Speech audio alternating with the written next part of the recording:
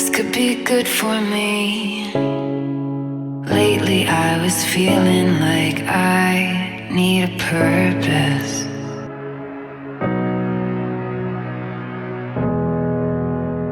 I started my competing journey in the fitness industry in 2009. By 2011, I was competing on national level stages all over the country.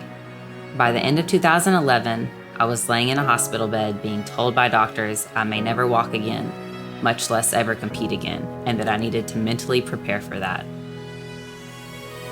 Today, new information regarding an incident at the Dell plant. A man facing attempted homicide charges accused of intentionally hitting 24-year-old Whitney Weiser with his SUV and leaving the scene. The suspect saying he wanted to meet with Weiser, who wanted to end their relationship. When she tried to leave, police say he intentionally ran her down with his SUV. Weiser remains in critical condition at Vanderbilt Medical Center with extensive injuries. The victim releasing a statement to the judge saying, "I know he may be in jail only for a few years, but I am going to have back pain for the rest of my life." Competing and fitness became the only thing that I cared about. This was my pathway to redemption, and not letting this determine me or my life. All right, now we only got to do 5 going back up. Oh yeah, come on. Make it tight. It wasn't just about winning anymore to me. It was about getting back everything that had been taken away from me. Finally, in 2014, it all paid off.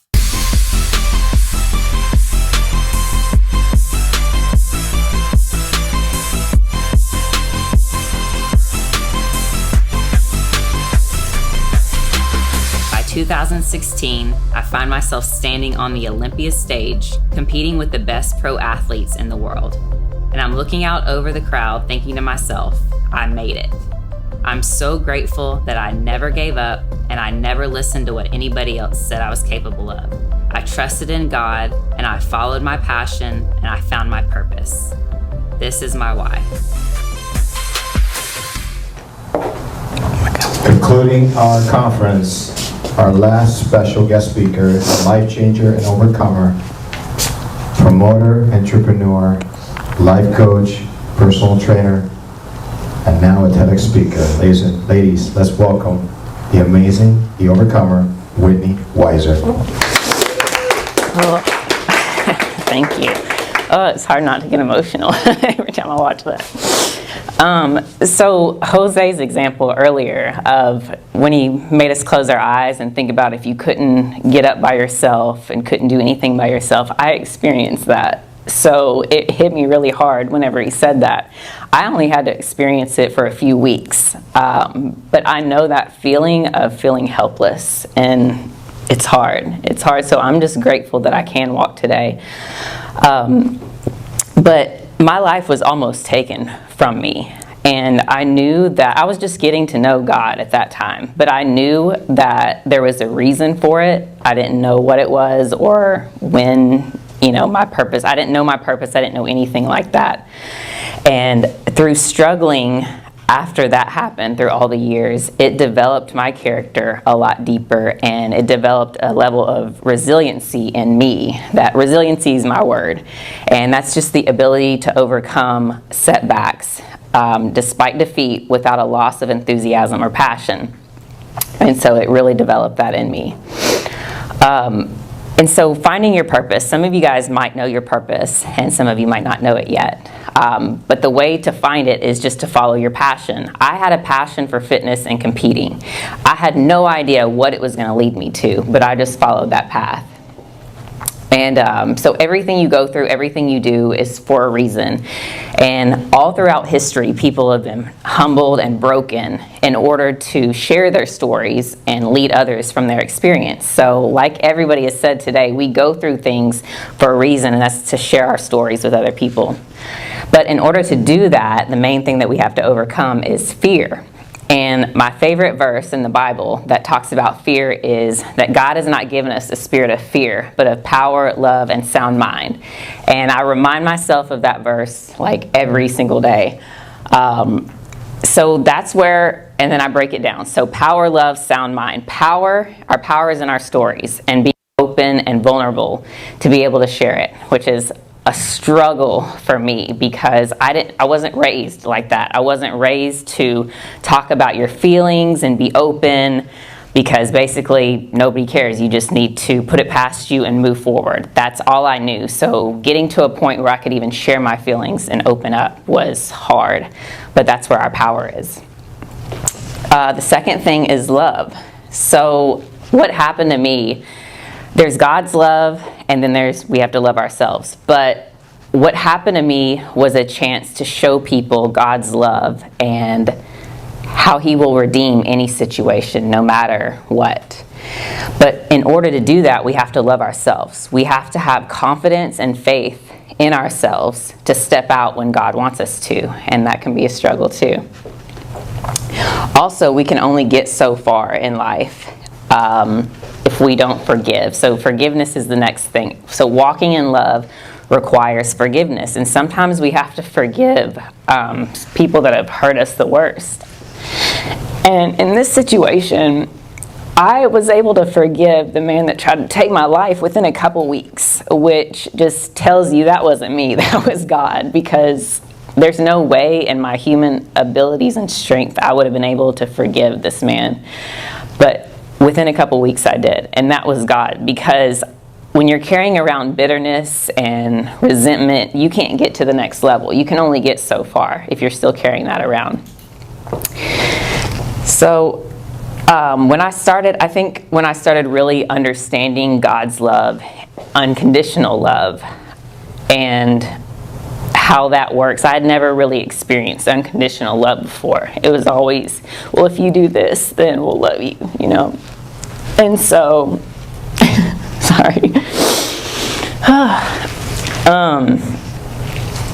So when I think about, you know, the sacrifice that God's made for us with giving his only son to die for our sins, I'm like, what right do I have to not forgive somebody when he forgives us every day, even when we don't deserve it? So that's when I understood that, that was the key for me. The third thing is sound mind.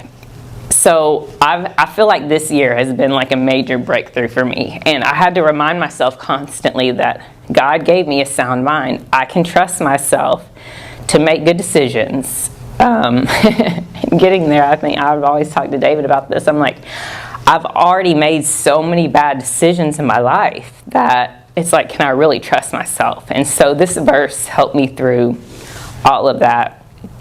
And it's like, God is in me, so I can trust myself. He's in me. And we're all more than conquerors through him who loved us. So I had four coaches. David is one of them. But 4 coaches to get through this year.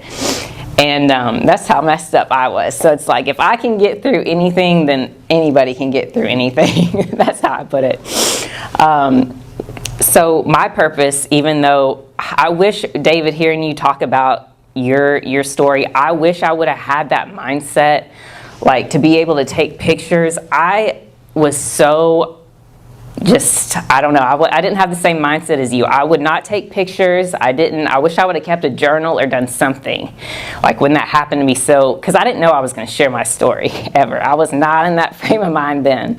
I was just like, I got to get through this. I got to get back to the stage. That's all I know. But now it's like, man, I wish I could have had all that to share. But it took me, so that was in 2011, so that was 9 years ago. I only started sharing my story just a little bit 3 years ago, and it's moved really fast since then. But so David, you've been sharing yours for 13 years. I wish I would have had that mindset, but God's timing, right? So now that I'm sharing my story, I've discovered my purpose with my show. God gave me the vision for this all-women's NPC competition, and it was to build women's confidence and strength through fitness, and also create a platform for other women to share their stories.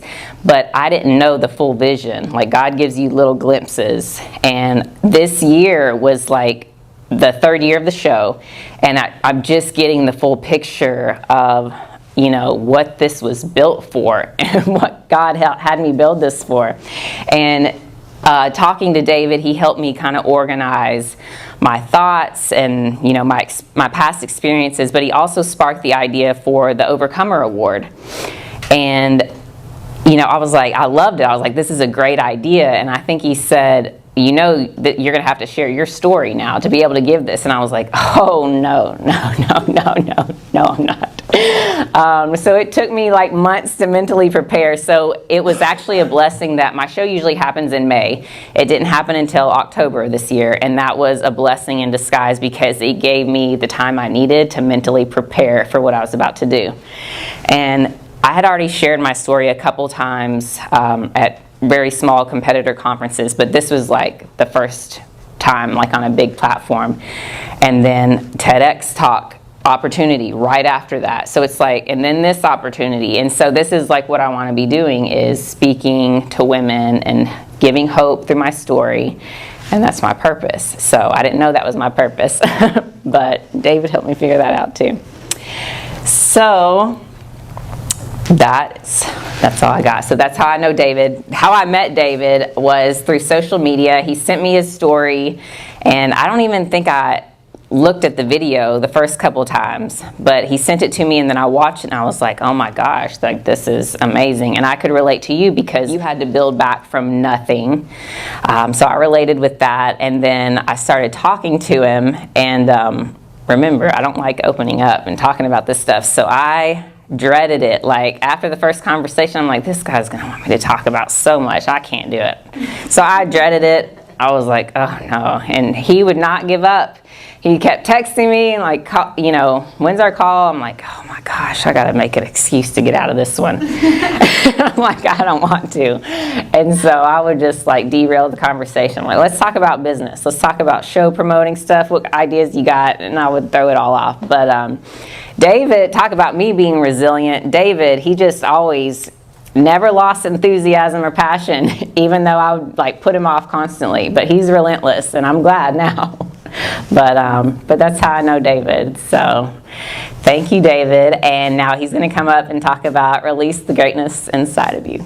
Okay. Everything that I've said, I'm very consistent. I'm very consistent about what I do, what I want to do is very consistent. You've heard multiple speakers say the exact same thing. I haven't changed in 13, 14 years. Best compliment I ever got was from a young lady in California. She wrote an article that I want to publish about how we connected. She doesn't believe in anything at all. It was very hard for me to, so all I wanted to do was pray with her. And she's like, and there was a little voice that said, just listen. I do listen, but I do talk a lot. So yeah, it goes both ways. But I listened, and for a year, she was in California, I was here, I listened. Her mom passed away of ALS. She was taking care of her mom. She wrote a book, amazing book. I'm in her book. The scriptures that I gave her are in the book, even though she doesn't believe. But yet, the consistency, I didn't know what I was doing. I had no idea. So now when someone like Andrea, someone like Whitney, or one of you comes into my life, I feel like, okay, what am I supposed to do? I don't want to lose an opportunity. I want to do whatever I'm supposed to do, I'll do it. I'll sacrifice my time, I'll sacrifice whatever I need to do because it's bigger than me. And I feel like even this conference is bigger than me. Everything that I'm doing, I feel like it's like me and Gary talk about, man, like you have God-sized dreams, like your stuff doesn't. So when we talk, she was exactly right. Let's talk about the show. Let's talk about this. Help me with my business. Let's do this. Let's do that. Let's talk about what I'm doing. I'm doing this coaching program, blah, blah. But your most important attribute, your most important strength is your story. And she wasn't sharing it. One-on-one maybe, right? You shared it with some friends. Yeah, I shared it one-on-one a lot. But not this. And then I told her about the Overcomer Award. She got excited. She was like, I was like, whoa, there's a smile. You got excited, you're giddy, you know? And it took about a few sessions, and she started opening up. And it's not easy, but hopefully I'm able to guide you through it without, you know, giving up on it. And the Overcomer Award came, she spoke. I haven't seen I'm excited to see the speech that you gave. And then somebody said, oh, we're doing a TED Talk in Nashville. You need to be in it. Like you got it. I got you. TED Talks are not easy. I had 24 hours to prepare and send in my submission. But because I'd already been preparing to share my story on stage, I was already prepared most of the way anyway. Well, no, Good enough to make it. Yeah, we spoke, and I pushed her a little bit, and then she, you know, I have plenty of faith that she was already, because here's the thing, if God gives you an opportunity, what do we just say? You're already prepared. And an opportunity like that doesn't come very quickly. She's been to a TED Talk. It's very difficult for anybody to trust you with their brand. And I understand their brand's very prestigious. So she did amazing. And you see why she's here? Like, do you see the connections between all the speakers? Like, there's something about this conference. All this came together in the last 3 weeks. I started promoting the conference a month ago, just me. And I prayed, and I told Gary, I think I'm going to do it. My vision is a 2-day conference with 4 speakers, 2 on one day, 2 on another day, and I do 2 sessions in one day, 2 full sessions. So I'll speak twice in one day, twice in one day. And I told Whitney, I told Andrea, and she just flew from Nashville, got in yesterday. She flew from Texas, she came in the day before, right? Yeah. That is God answering my vision, my prayer. Now, when you talked about, I didn't get to do the pictures, remember that God gave me a vision.